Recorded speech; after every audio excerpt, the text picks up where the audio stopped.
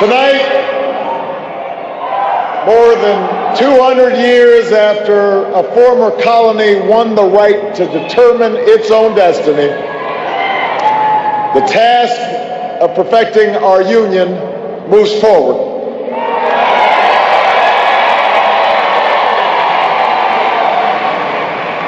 It moves forward because of you. It moves forward because you reaffirmed the spirit that has triumphed over war and depression, the spirit that has lifted this country from the depths of despair to the great heights of hope, the belief that while each of us will pursue our own individual dreams, we are an American family and we rise or fall together as one nation and as one people.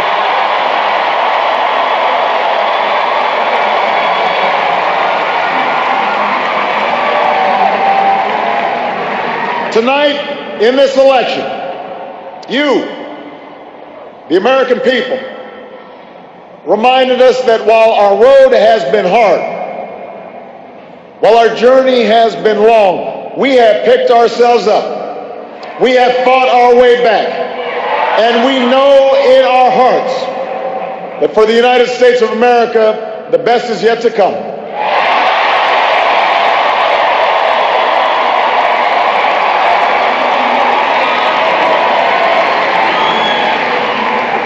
I want to thank every American who participated in this election.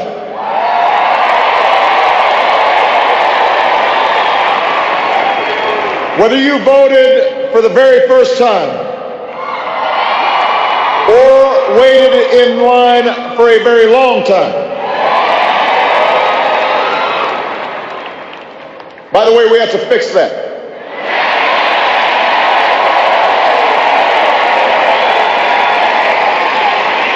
Whether you pounded the pavement or picked up the phone.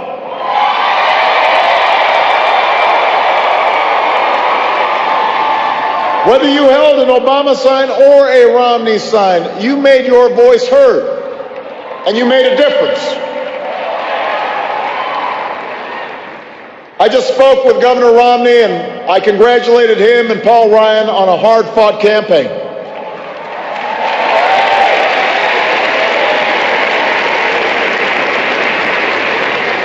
We may have battled fiercely, but it's only because we love this country deeply, and we care so strongly about its future.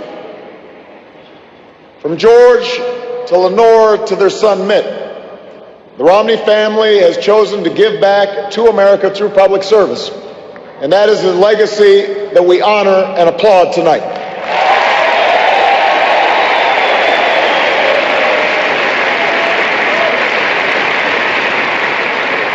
In the weeks ahead, I also look forward to sitting down with Governor Romney to talk about where we can work together to move this country forward.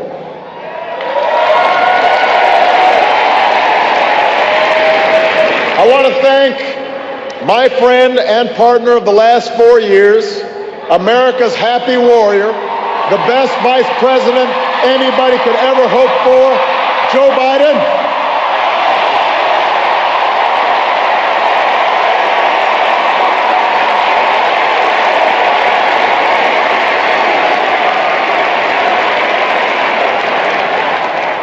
And I wouldn't be the man I am today without the woman who agreed to marry me 20 years ago.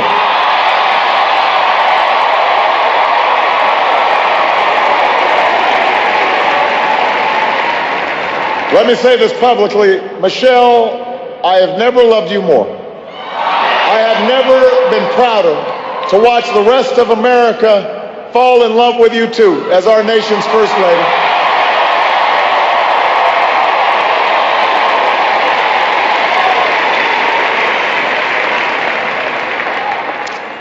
Sasha and Malia, before our very eyes, you're growing up to become two strong, smart, beautiful young women, just like your mom.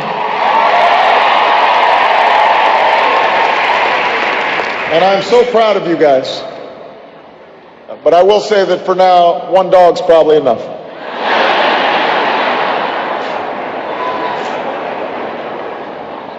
to the best campaign team and volunteers in the history of politics.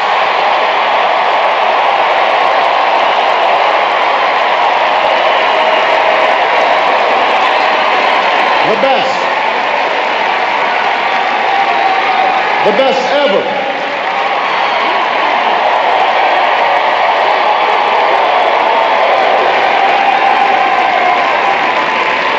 Some of you were new this time around, and some of you have been at my side since the very beginning. But all of you are family. No matter what you do or where you go from here, you will carry the memory of the history we made together. And you will have the lifelong appreciation of a grateful president. Thank you for believing all the way through every hill, through every valley. You lifted me up the whole way, and I will always be grateful for everything that you've done and all the incredible work that you put in.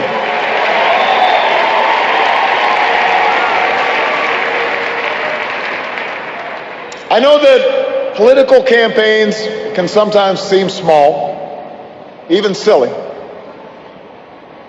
And that provides plenty of fodder for the cynics who tell us that politics is nothing more than a contest of egos or the domain of special interests.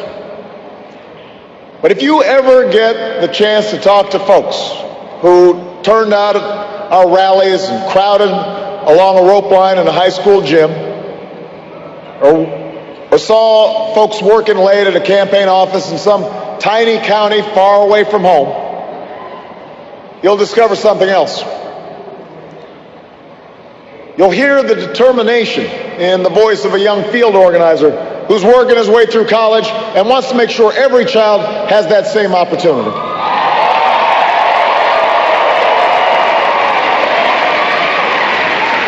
You'll hear the pride in the voice of a volunteer who's going door to door because her brother was finally hired when the local auto plant added another shift.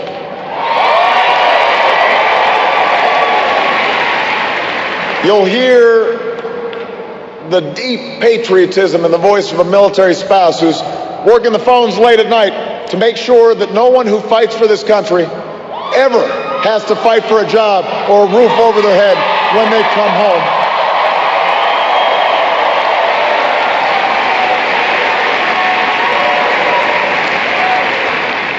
That's why we do this. That's what politics can be. That's why elections matter. It's not small, it's big. It's important. Democracy in a nation of 300 million can be noisy and messy and complicated. We have our own opinions. Each of us has deeply held beliefs. And when we go through tough times, when we make big decisions as a country, it necessarily stirs passions, stirs up controversy. That won't change after tonight, and it shouldn't. These arguments we have are a mark of our liberty. And we can never forget that as we speak, people in distant nations are risking their lives right now just for a chance to argue about the issues that matter. The chance to cast their ballots like we did today.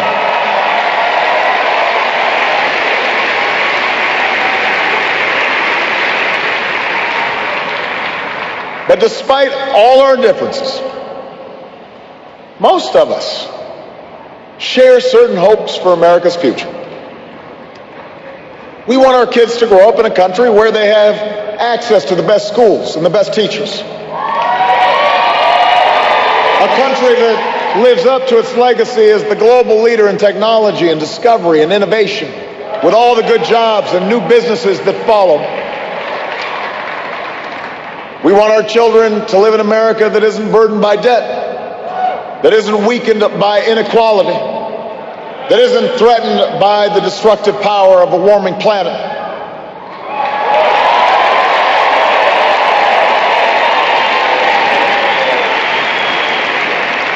We want to pass on a country that's safe and respected and admired around the world.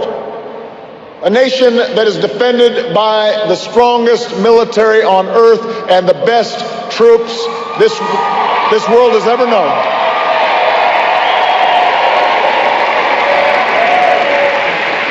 But also a country that moves with confidence beyond this time of war to shape a peace that is built on the promise of freedom and dignity for every human being.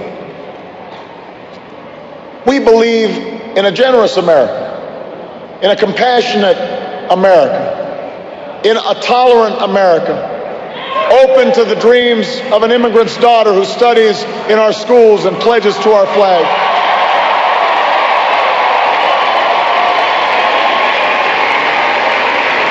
To the young boy on the south side of Chicago who sees a life beyond the nearest street corner.